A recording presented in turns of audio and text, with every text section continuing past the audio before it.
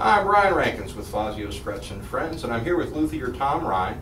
And today we're going to kind of talk about Tom's build philosophy and one of the things that makes his guitars so incredible.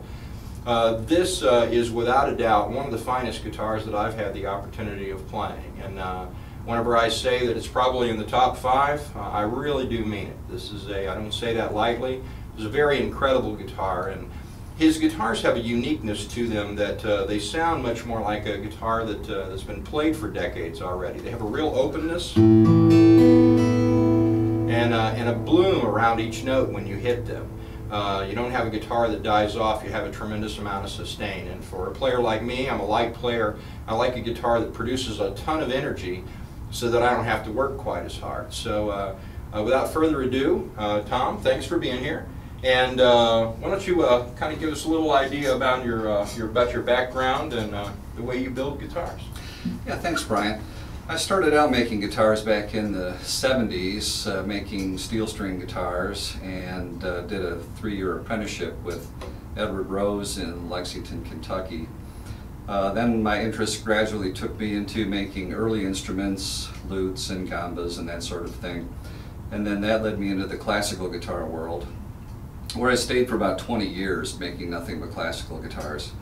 Recently I became interested in making steel string guitars again, and I decided to incorporate some of the current design trends that are happening in the classical guitar, taking those over onto the steel string guitar. Probably one of the most notable things is I usually French polish the soundboard of my guitars. It's a very thin finish that does not impede the vibrations of the top, and it's very lightweight, so it doesn't load the soundboard down with a lot of extra weight that it has to move.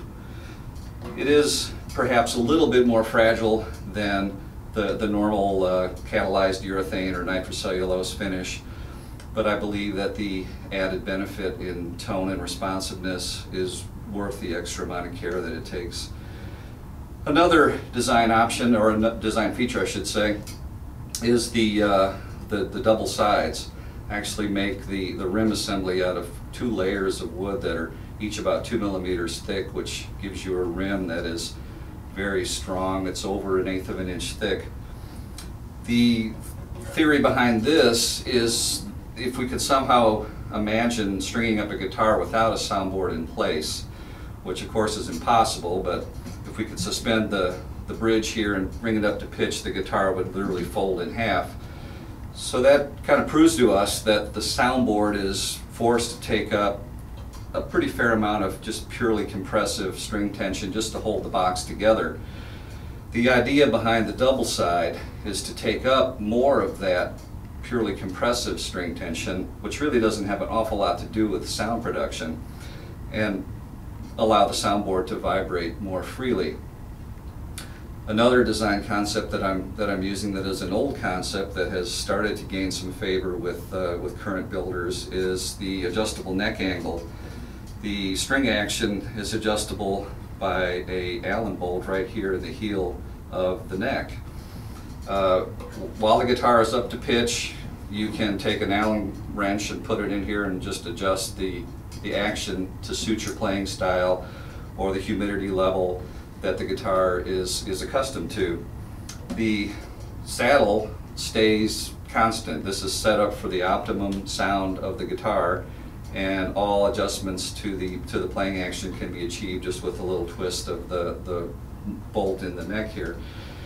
This is a pretty old idea that was used back in the 19th century, kind of died out in the western part of Europe, stayed pretty current in the eastern part of Europe. But it solves the whole problem of neck resets, having to take the strings down to move the action up and down. And also, the sound of the guitar stays constant, even with a little change in the angle, because you're not changing the height of the bridge at all. I've noticed that with wonderful guitars that as they age they need a neck reset. You know, you've taken the saddle as low as it'll go, so now it's time to actually take the neck off. Guys will kind of compensate for that. They'll put a little bit more angle on it, and then they'll raise the saddle up. Well, by changing the tension on the top, you've changed the entire tone and integrity of the guitar when it comes to sound. And that's the one thing I've noticed in playing Tom's guitars. Several of us here in the shop, we have, of course, different playing styles. And we can change that and infinitely adjust that neck angle to suit each player, but the tone never changes. So that sound that you've grown to love doesn't go anywhere.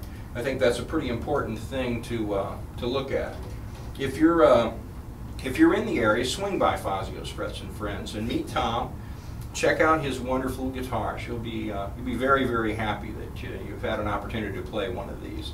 It's kind of a unique thing. We have people that come in here from out of town and they stop by the store to check out guitars, and when we put Tom's guitar in there, you know, it can be weeks or months later, and they'll call us or they'll send me an email and say, "And I just can't get that guitar out of my head." And that's when you know that you found a real gem, a real true, honest, amazing guitar, not something that you just, oh, is that really what I heard? No, this is really what you hear. So if you're in the area, swing by and see us at Fazio's Frets and Friends, and if you're not, check us out on the web at faziosmusic.com.